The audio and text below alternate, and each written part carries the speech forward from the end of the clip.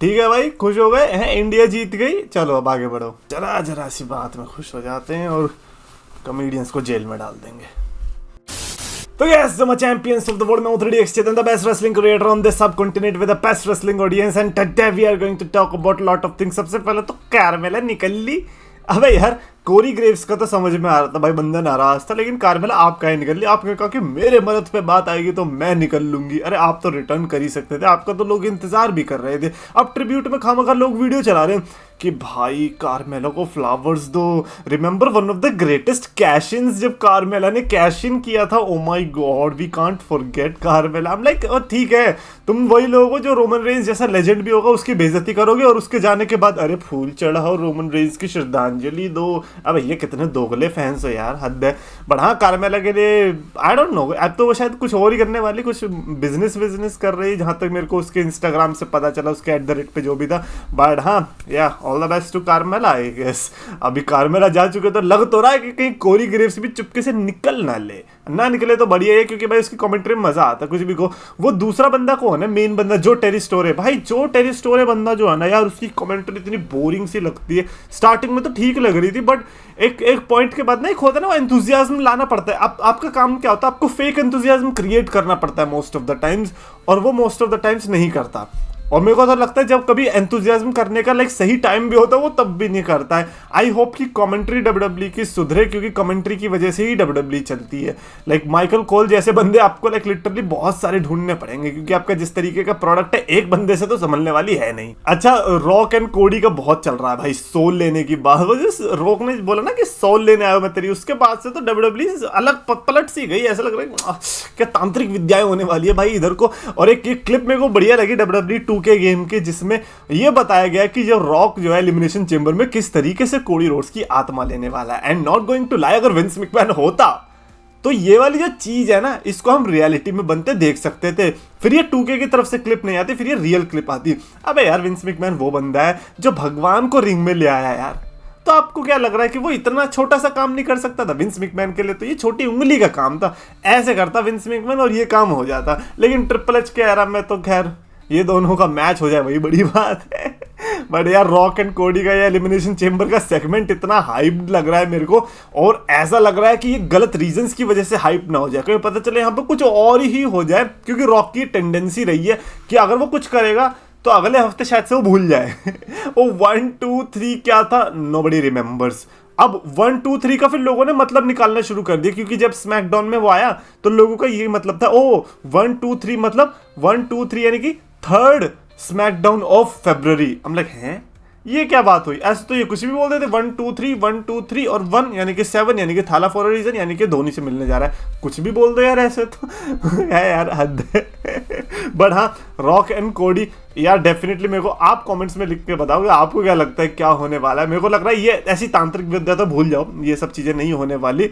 But और heel turn भी नहीं होगा। मेरे को ये भी नहीं लगता कि कोडी रोड्स इतनी जल्दी कुछ मान भी लेगा यार। वो अपनी तरफ से भी तो बहुत ट्राई करेगा। हमें पता है कि कोडी रोड्स के दिमाग में असमंजस चल रही है, कोडी रोड्स चेंज होगा, लेकिन इतनी जल्दी थोड़ी के एलिमिनेशन चेंबर में बुलाया और हो गया चेंज कि अरे मैं तो आ ही रहा था बेचने, वो तो अच्छा हुआ पहले से ही आ गए। ऐसा थोड़ी होगा यार। अच्छा, कोडी की बात चलिए तो थोड़ा रोमन रेंज पे ही बात कर लेते हैं। लोग को लग रहा है कि कोडी रोड्स अगर हील टर्न करेगा ना तो कोडी रोड्स के लिए बहुत बढ़िया, जो कि होगा। Cody Rhodes one of the best heel भी बन सकता है। बट यहां से जो मेन वो आएगा ना, मेन बंदा जो निकलेगा वो कोडी रोड्स निकलेगा ही नहीं, ना ही वो रॉक निकलेगा, ये निकलेगा रोमन रेंज। देखो, मैं बहुत ज्यादा अर्ली प्रिडिक्शन कर रहा हूं, बट मेरे को ऐसा लगता है कि जितना भी कुछ हो रहा है ना, ये रोमन रेंज की उस आर्क, उस सर्कल को पूरा करने के लिए हो रहा है जो कि इसने थंडरडोम से शुरू किया था, या कह लीजिए सबसे पहले शुरू किया था जब ये बेबी फेस के रूप में नाकाम हुआ था। और अब उसी चीज को ये सक्सेसफुल करने के लिए, क्योंकि एज बेबी फेस मुझे नहीं लगता रोमन रेंज अभी तक सक्सेसफुल हुआ है।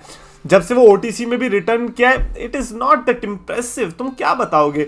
एक तुमने वॉर गेम्स जीता है, एक तुमने सोलो सिकोआ के ऊपर मैच जीता है, रॉयल रंबल में तुम हारे हो। So it is not that incredible of a stat. अगर आपको स्टैट दिखाना, आपको चैंपियनशिप जीतनी पड़ेगी, आपको एटलीस्ट उससे तो हराना पड़ेगा जिससे आपकी चैंपियनशिप गई है।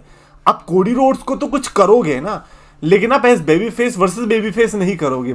तो ये बहुत बढ़िया यहाँ पे ना वन वर्सेस ऑल जो इन्होंने 2016 में दिखाने की कोशिश करी थी रोमन रेंस के लिए, वो लेजिट अब एक सपना बन सकता है लोगों के लिए, और एक रियल वन वर्सेस ऑल लोगों को देखने को मिलेगा, स्पेशली तब जब रोमन रेंस के सामने ऑल में रॉक भी होगा, यानी कि एक अथॉरिटी टाइप फिगर और उसके खुद की फैमिली का मेंबर। सो रॉक, कोडी, मैकिंटायर, जेकब फाटू, सोलो सिकोआ, आप समझ रहे हो ये सारे के सारे एक साथ होंगे और रोमन रेंस की जर्नी शुरू होगी। मेरे को ऐसा लगता है कि यार रोमन रेंस का जो पोटेंशियल इन्होंने खींचा है ना एज हील, और जो इस बंदे ने दिया है एज हील 2020 से लेकर 2024 तक, आई फील लाइक कि बहुत अनफेयर होगा अगर रोमन रेंस का हमने थोड़ा और जूस ना निकाला। तो अगर मैं ट्रिपल एच की जगह होता, अगर मैं रोमन रेंस खुद की जगह होता ना, तो मैं यही सोचता कि यार जो मैंने काम किया है उससे तो अभी 70% जॉब डन हुई है, जो मेन फाइनल 30% डाउनलोडिंग बची हुई है वो तो तब कंप्लीट होगी जब मैं एज बेबी फेस, वो जो गुंडा बना हुआ था, मैं उसका ऑपोजिट बन के सब चीज ठीक करके यहां से निकलूंगा। और वो ठीक करने का बेस्ट ऑप्शन तभी होगा जब कोडी रोड्स भी बैड गाय बन जाएगा। आई फील लाइक यहां से ना दोनों के लिए चीजें अच्छी हो सकती है। एक साल निकल गया हमारा जैसे तैसे यार, कि Cody Rhodes as babyface, Roman as पता नहीं मिसिंग डेज में था अब, लेकिन ये लोग ऐसा कर सकते हैं Roman Reigns as babyface and Cody as heel alongside Rock as heel. तो भाई ये क्रेजी रेसलमेनिया 42 तक लीड कर सकता है, जहां पे रोमन कोडी को तो हरा ही देगा प्रोसेस में। Meanwhile Roman versus rock ultimate final boss match WrestleMania 42 के लिए। मैं चाह भी नहीं रहा कि इस रेसलमेनिया में रोमन वर्सेस रॉक हो, और लग भी नहीं रहा कि होने वाला है। सो नेक्स्ट ईयर की WrestleMania I feel like is going to be special. और जिस तरीके से रॉक ने अनाउंस करी है, ऐसा लग रहा है कि भाई ये बंदा तो उसका मेन पार्ट होने वाला है। सो रॉक वर्सेस रोमन को अगर इन्होंने कराना भी है तो ये सिर्फ एज ड्रीम मैच ना करा के इसको एक लेजिट स्टोरी में देके करे तो ज्यादा मजा आने वाला है। एटलीस्ट यार एक सिनेमा अगर आप दे रहे हो तो बड़े अब टाइम ले लो ना। जॉन सीना वर्सेस रॉक के लिए भी तो इन्होंने टाइम दिया था। रेसलमेनिया 27 से शुरू हुई राइवलरी, रेसलमेनिया 28 में जाके इनको रिजल्ट मिला, और कह लो 29 में जाके मिला। तो वैसे ही आप यहाँ पे भी तो कर सकते हो। आप आराम से एक साल लो इस रेसलमेनिया 41 में, अगर आपको कुछ करना है कर लो, लेकिन मैच आप रेसलमेनिया 42 में दो। सो ये जो कोडी का सोल बेचने वाली चीज है ना, यहाँ से बहुत करियर इंपैक्ट हो सकते हैं। रॉक का एक नया ही चीज देखने को मिलेगा, क्योंकि अभी तक जो लोग कह रहे हैं फाइनल बॉस, हम कह ही तो रहे हैं, हरकत कौन सी करी है फाइनल बॉस वाली द रॉक ने, आप मेरे को ये बता दो।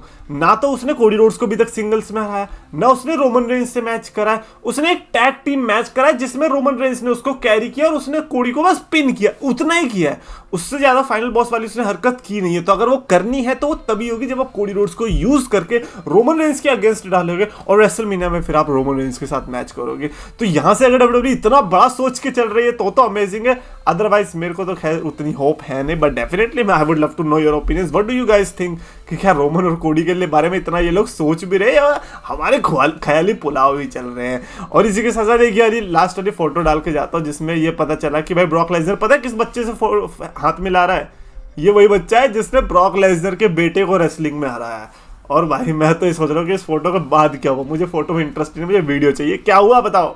Anyways that's it for this video. Definitely comments में अपने थॉट्स लिख के बताओ, और आपको वीडियो पसंद है तो प्लीज लाइक और शेयर करो, चैनल सब्सक्राइब करो।